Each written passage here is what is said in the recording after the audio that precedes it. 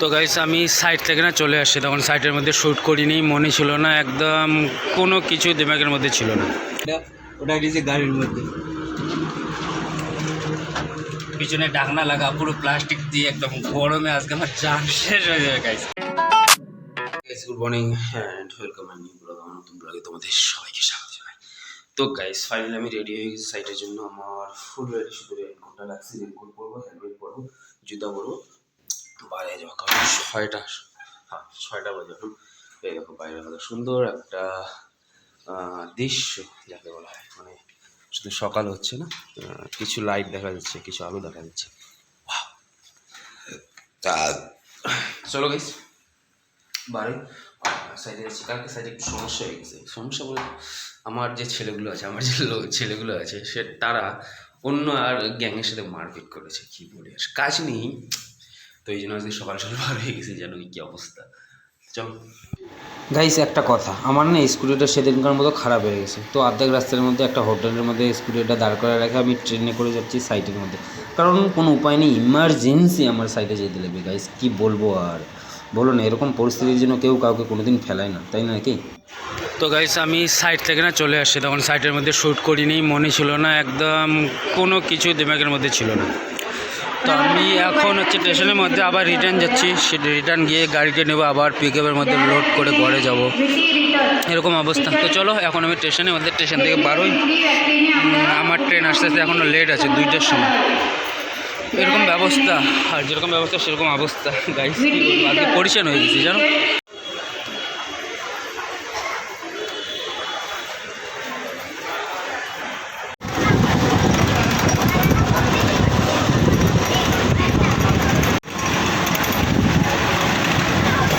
তো ফাইনালি আমি ট্রেন থেকে তো নেমে গেছি, একটা ইয়ের মধ্যে উঠছি, মিউজিকের মধ্যে। কারণ স্কুটিটার সামনে আছে, সেখান থেকে আবার স্কুটিটা গাড়ির মধ্যে ওঠাবো ওখানে, তারপর যাবো ঘরে।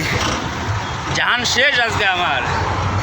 জান বলতে কি একদম কি বলি, কি অবস্থা সেটা আসলে আমিই জানি। ট্রেনের মধ্যে বহুত পরিষ্কার হয়ে গেলো আজকে জানো, কিন্তু আজকে ইমার্জেন্সি যাওয়া দরকার ছিল, কারণ সাইডে কালকে একটু সমস্যা হয়েছিল। ওয়ার্কার মানে লেবারই ঝগড়া করছিল, তো সেটা সলভ করার জন্য যাওয়াটা দৌড়ি ছিল, ওই জন্য আমি গেছিলাম। নাহলে আমি সকালবেলা রিটার্নই চলে যেতাম। এর আগে একদিন যেরকম জায়গায় স্কুটিটা বন্ধ হয়ে গেছিলো না, একদম সেম জায়গার মধ্যে স্কুটি বন্ধ হয়ে গেছে আজকেও। তো চলো আগে স্কুটিটা এখানে লোড করি। হ্যাঁ গাইস ফাইনালি স্কুটিটা ওটা দিয়েছে গাড়ির মধ্যে, পিছনে ঢাকনা লাগা পুরো প্লাস্টিক দিয়ে, একদম গরমে আজকে আমার জান শেষ হয়ে যাবে গাইস। পরিশান বলে একেই বলে হচ্ছে পরিশান। কাকে বলা হয়? একেই বলে পরিশানি। মানে আমি যে পরিশানিটা আজকে হয়েছি, এরকম পরিশানিতে যদি কেউ না পারে, কিন্তু কী করবো, কোনো উপায় নেই ব্যাপার। তো চলো ঘরে যাওয়া যাক।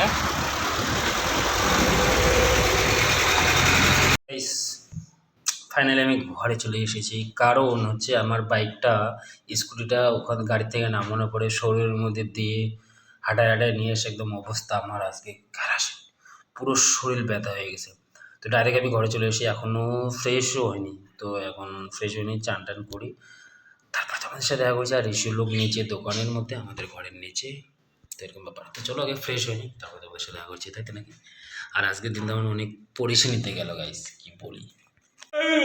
ফাইনালি আমি ফ্রেশ হয়ে গেছি। তুমি খাও না? তুমি খাবো না চকলেট? খাও, তুমি খেয়ে নাও। তো আমি ফ্রেশ হয়ে গেছি, আর এরাও গেছিলো নিচেতে চলে এসছে। আর আমি আসার সময় ডাইরেক্ট বাইকটা রাইকে একটু মার্কেটে গেছিলাম, সবজি বগড়ে নিয়ে এসেছিলাম।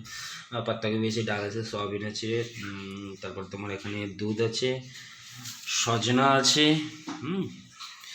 মির্চি আছে, তো তারপরে দুষ্কুচি আছে আগে। তো আজকে দুষ্কুচি ভাজাটা বাকি, সব হবে এরকম ব্যাপার, তাই না আম্মু? তুমি কি দেখছো? হ্যাঁ গ্যাসের বিল ওটা। হ্যাঁ ওটা গ্যাসের বিল। তো তোমরা কোথায় গেছিলে এখন? তোমরা কোথায়? আচ্ছা দোকানে গেছিলে, আমার জন্য কি নিয়ে আসলে দোকান থেকে তোমরা? কিচ্ছু আনো? হ্যাঁ কি নিয়ে এসে?